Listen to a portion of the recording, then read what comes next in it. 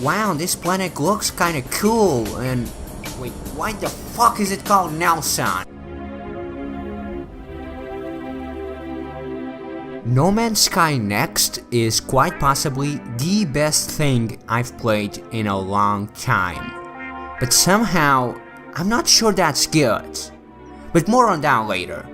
In this video, I want to talk about what No Man's Sky is after the next update, and what this game does the best. So I came to No Man's Sky after the next update not expecting much, a couple hours of enjoyment at most, but I couldn't have been more wrong. In just 2.5 days, I had over 22 hours in the game. Yeah, I'll just play for a few hours. Oh my god. Let that sink in. My entire days gone. Just like that. And it doesn't help that there's a heat wave going on, so temperature gauges are hitting like 45 degrees, dads all over the world are wailing about shirtless, and my room doesn't even have AC, so it feels like the inside of a refiner? Sure.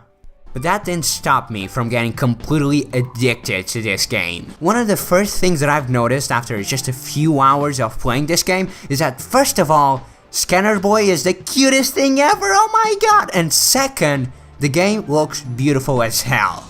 Some planets more than others, but the night sky has never looked so good. Every planet now has more personality. They can have different colors and whatnot, and you might have even noticed that some even are Saturn wannabes. They have rings! So cool! And now this is the part where someone tells me Uranus also has rings, which I knew, but do you know what else has a ring? Your mom, but that didn't stop me. Sorry. But seriously, apart from some low-res ground textures, everything about this game is eye candy to me. The stars, the grass, and okay, maybe not the trees. Ah, get him away from me! Another really good looking thing that came with the next update would be the animations. For the first time, you can see yourself and other players with their respective sexy scanner boys.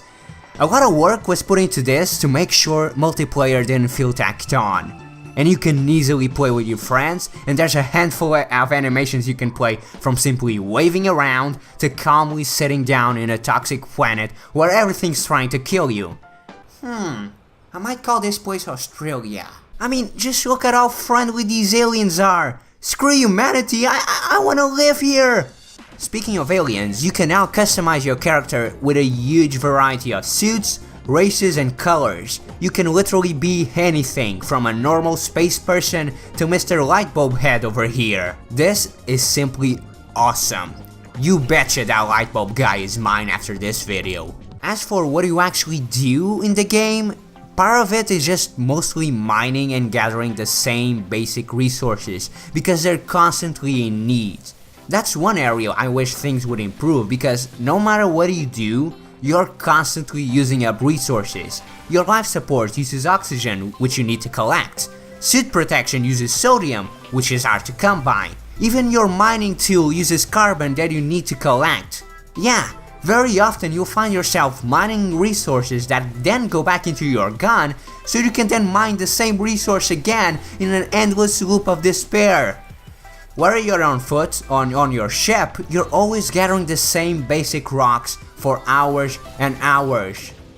I'm thirsty. I should also note that recharging all of your equipment has been made easier. You no longer have to go to the boring menu to do this. Simply press down, X a couple of times, and BAM! Technology recharged! While progressing through the game, you unlock more and more recipes. Crafting is also a big part of the game. One of the new items is called a refinery, which, now that I think of it, it's very similar to a furnace in Minecraft. You put the coal, the material to smelt, and BAM! A new material that I have no idea what it's for. Seriously, this game has so many different elements and materials, I still don't know what to do with pugnium. What is pugnium? Inventory space has also been addressed. Any suit and ship now has their own dedicated technology tab that doesn't take up any actual inventory space. This is so useful, and it feels very rewarding to finally install an upgrade and not have to lose an entire inventory slot. Rarities are in the game too. They might have been there at launch, I guess. Any gun or ship can either be green, blue, red or yellow. with the yellow being exotic, which is the most rare, expensive and glamorous of all the rarities. And of course it's the most sought after. And you'll need these upgrades. Anything can happen while you're exploring. Sentinels will come ruin your day. Plants will randomly fart in your direction. And pirates will steal your loot. Honestly guys, can we just solve this calmly and peacefully? Because where there's ships involved, there's always pirates, of course. And don't get me started with these eggs. So you're definitely gonna be spending a lot of time crafting upgrades for your suit, gun, and ship. Each planet could have their own environmental hazards, extreme heat, cold, toxicity, radiation, and some with constant storms. Yeah, how about no? Your hazard protection is very important in these, like this toxic one, or this scorching hot one that requires an environmental suit to survive because it's 56 degrees out there, and even though that's not that far from the heat I'm feeling right now. Oh, I thought global warming was just some nonsense created by the Chinese. What is going on? Base building is also in the game, as well as a teleporter system that allows you to travel to any base and space station you've constructed/visited. This is good because I have the prettiest base with the greatest view, and I'm totally not gonna build a deck out of wood later. The game also has a beautiful photo mode to play with, and you can adjust multiple different settings like time of day, fog, field of view, and you betcha this is gonna be the thumbnail. The game also has a revamped quest system with main and radiant quests. NPCs will give you jobs and rewards for them, but the big story quests are the interesting ones. Essentially, there's only 3 different races in the universe. The Korvax are the scientists, the Gek are cute, and the Vy'keen are fighters. I have no idea where Lightbulb Guy fits into the picture. But there's one more mysterious race in the universe, the Travelers. This guy. You are one of them. Little is known about the Travelers, and the only thing they have in common is that they always wake up in a stranded planet with no memory or idea what they are. As this guy says it, no beginning nor end. There's honestly a lot of mysteries in this game you can uncover, and this is one of them. I haven't even talked about Atlas or the Sentinels yet. Another cool addition to this game is the freighters. It's like LO Games heard the community outcry for more inventory space and they're like, screw it, give everybody huge inventory ships. Freighters are not only good for storing materials, but they also allow you to store multiple personal ships. While walking on the hangar, you can find multiple people, pretty much anyone willing to sell their ship. These are randomized too, which is cool. Did I miss the memo? Being the commander of a freighter is amazing. Almost like Star Trek. You can send smaller frigates on expeditions. They usually take a few hours to complete, but can yield many valuable resources. Unless they break down and you have to repair them, which they always do for some reason. Honestly, this game feels like its own release. Almost like a different game from 2016. This is how the game should have released to begin with.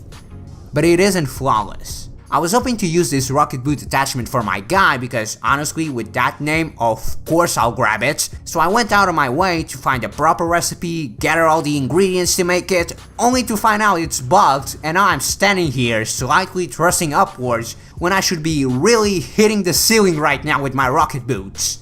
But that's only one small broken thing of many.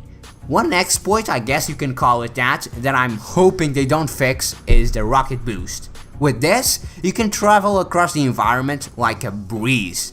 By simply pressing melee and jump at about the same time, you can essentially do an awesome Superman jump forwards that even looks good in third person. Seriously, this is so much fun, especially when you find an infinite jetpack power up.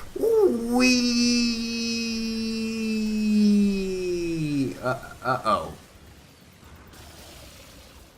In the end, I love No Man's Sky and it has become one of my most memorable games. All jokes aside, like I said at the start of this video, part of me feels bad about that. This game, as it's presented, it's great. It's the No Man's Sky we were promised all those years ago. But listen to what I'm about to say. This is how the game should have released. No Man's Sky is again setting a precedent in the industry, that releasing half-finished games and then patching them like years later is fine, when in reality it's not. In a way, it's great that the game was patched to a deeply enjoyable state. I praise the developers for sticking with it and following their vision, but it is a shame that we got into this situation in the first place.